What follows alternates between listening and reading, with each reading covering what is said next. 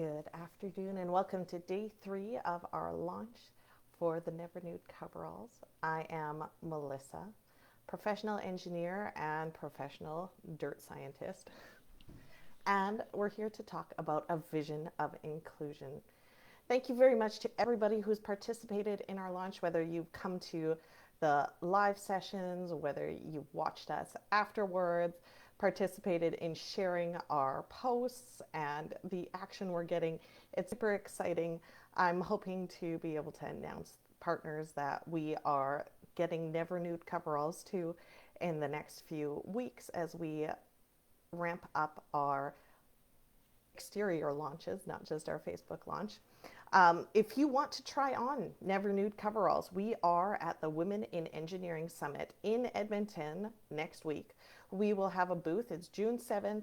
I believe it's on the NAIT campus. Come check us out. We have coveralls to try on. We have a fun booth where you get to have the full experience, or simulated at least.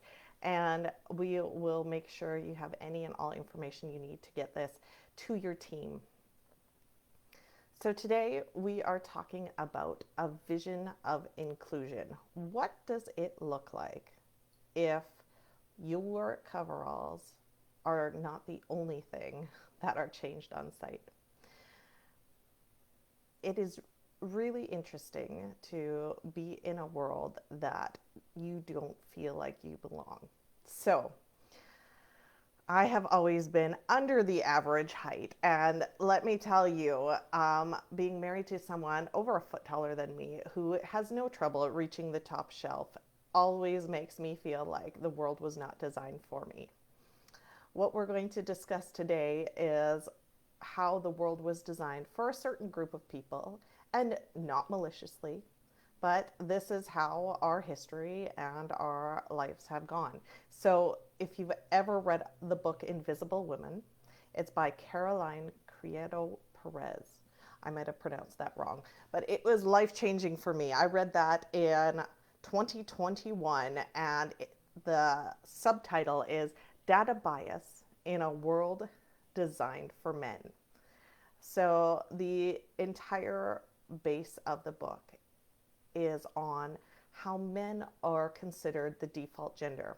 So the cars you sit in are designed for men, to the point where when they've done studies, women get more motion sick in cars because it was not designed for women's bodies as the default.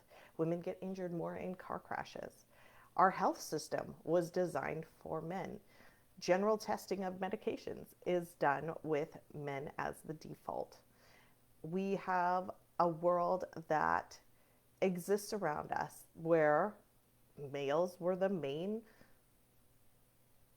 designers, and they designed for who they knew, themselves. So what this amounts to is, when I was reading this in 2021, there is a small section where it talks about Coast Guards and the fact that Coast Guards wear one-piece overalls to keep them safe and warm in these long searches that they do in the water. And wouldn't you know it, there is a two-way zipper at the front, so men can relieve themselves on these long searches easily and without having to take off all their other gear.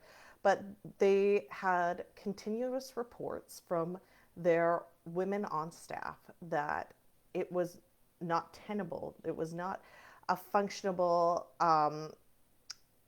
uniform to wear because they could not go to the bathroom easily. So there have been talks about doing what a lot of industries have done, which is a separable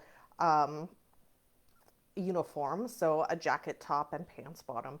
But you do lose a certain amount of heat and coverage and safety when you change from a one-piece to a two-piece uniform. But unfortunately, at the time of the book writing, there was no change at this time. Women were still dealing with coveralls that they had to take off completely. And it's one thing when you're in the field like myself. I had coveralls and that was it. I was not wearing a tool belt. I was not wearing a life-preserving vest over top. I was not wearing any additional gear on top that really made taking off my coveralls a struggle. when you have this extra gear, that 30 seconds that we referred to on our first day on May 28th, go back and watch the math.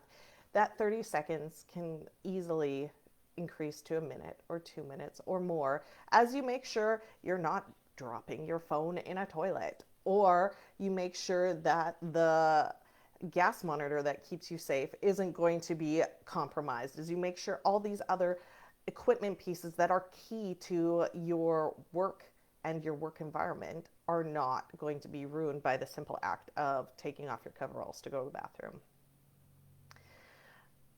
The Invisible Woman book is amazing in that it opens your eyes to the fact that while the world we live in is wonderful and we have a lot of conveniences, especially living here in Canada, we have very much a lot of these conveniences that don't exist in the rest of the world. But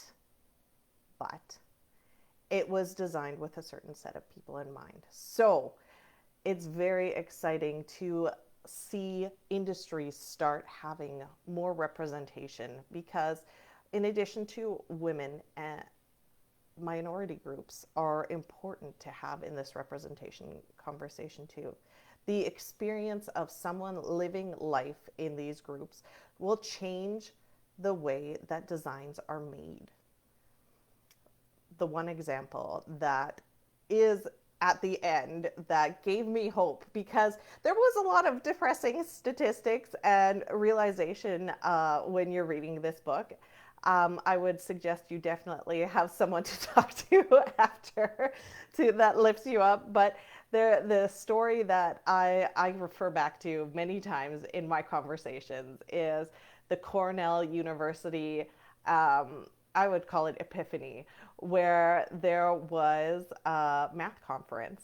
I think it was geometry, and there was a visiting math professor from Latvia that was at this math conference. So it was being given by an expert in the field, and this Latvian math professor was a woman. Her name was, oh, I hope I pronounce this right, Diana Taimina. She's actually quite famous following this math conference because of one reason. So it was 1997. She was listening to a lecture from an expert in the field on hyperbolic space. So if any of you understand or know what hyperbolic space is, it is an ever expanding or infinitely expanding space. It's a pretty big deal. It is the shape of coral reefs. It's the shape of some cancer cells. It's the shape of the universe. But at this point in 1997, the only way to actually show this shape physically was using some paper and tape and kind of trying to figure out how to maneuver things. And it was a very flimsy model. And Professor Tamina said it was not as impressive as the concept itself. So she took a look at what they were saying, and the most unique intersection that had happened in the mathematics field at that point for hyperbolic space occurred because this professor also crocheted. Now, as an avid crocheter myself, that got my attention, but she went home and she crocheted a model of hyperbolic space. And that is still considered the reigning model today of how you can physically hold and touch hyperbolic space and make hyperbolic space. Like it is the model that is used still today. And this shows how immensely important it is to have people with different experiences in the same field. Now, I do not know how accurate this is because it is the internet, but I have seen mention in posts on Reddit and on Instagram and other places that in Germany, they actually hire what you call a person who isn't experienced, or the lab idiot, in research opportunities, because they want someone who is there asking the questions. Wait, I don't understand this. This doesn't make sense for a layperson. And in addition to someone who doesn't have experience, you need the people who do have experience. You need the people who are wearing coveralls every day saying, this is not okay.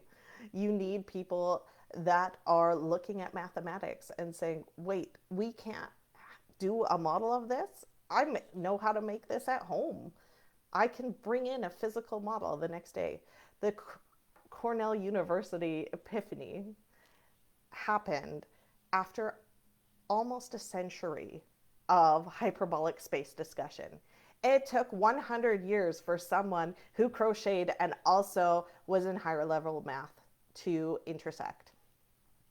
So the world of inclusion that we're looking at are making sure that decision makers are people that come from all walks of life, come from all genders. We're looking for people who are really wanting to make a change for the better of the people that they are making this change for. So I have done my chat. This is my coffee chat. It's rainy in Edmonton today. I love this weather. This is what I call thinking weather. So it is a rainy day. We sit with a coffee and we chat about how we're going to change the world. So we have had 3 days of launches. The last day is tomorrow. Thank you to everybody who has been here. Thank you to all the people who are supporting me out there. I am so excited that this product is moving forward, and you will see more of me in the future. The nice thing about getting a patent submitted is that now I don't have to hide behind NDAs or try to not talk about something that gets me so excited every single day. So I'm going to reiterate what our launch deals are for this week. So this week only, you can get free shipping for coveralls that are in good condition. Send them to us for $150. We will make the full FR rated modification for your new NeverNude coveralls. We do not have our own line of coveralls at this point in time because there are a lot of specifications that go into coveralls for different sites. At this time, we want to make sure any coverall that you use can be made into NeverNudes.